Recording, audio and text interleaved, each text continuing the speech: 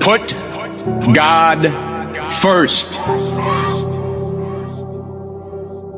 Put God first in everything you do.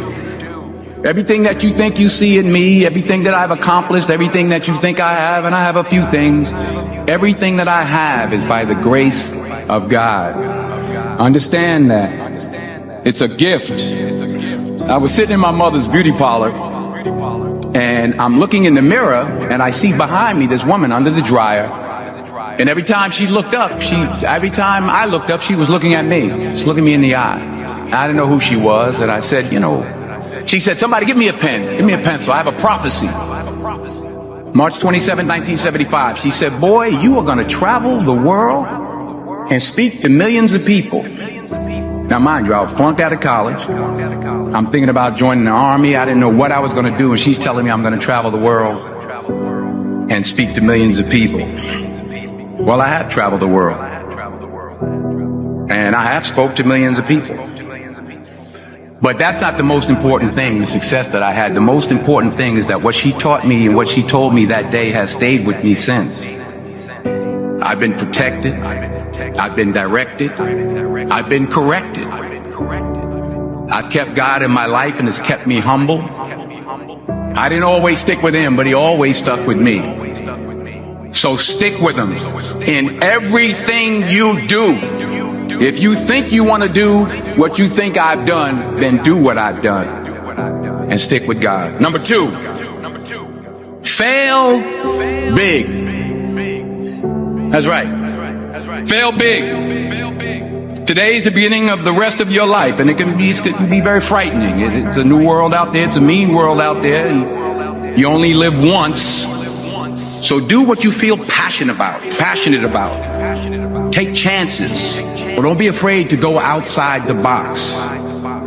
Don't be afraid to think outside the box. Don't be afraid to fail big, to dream big. But remember, dreams without goals are just dreams. And they ultimately fuel disappointment. So have dreams, but have goals. And understand that to achieve these goals, you must apply discipline and consistency. In order to achieve your goals, you must apply discipline, which you have already done, and consistency every day, not just on Tuesday and miss a few days. You have to work at it every day. You have to plan every day. You've heard the saying, we don't plan to fail, we fail to plan. Hard work works.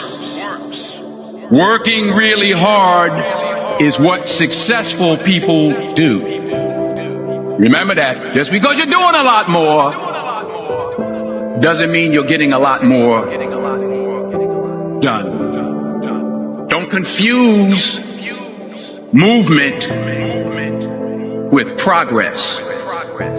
My mother told me, she said, yeah, because you can run in place all the time and never get anywhere. So continue to strive, continue to have goals, continue to progress. You'll never see a U-Haul behind a hearse. I'll say it again. You'll never see a U-Haul behind a hearse. I don't care how much money you make, you can't take it with you. And it's not how much you have.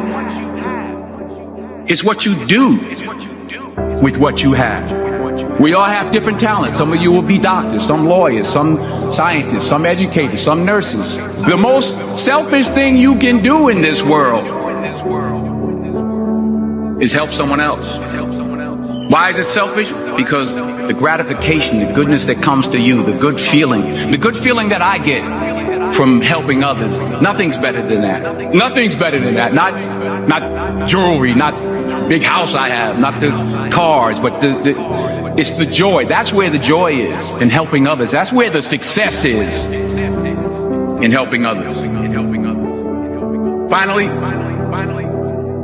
I pray that you put your slippers way under the bed tonight, So that when you wake up in the morning, you have to get on your knees to reach them.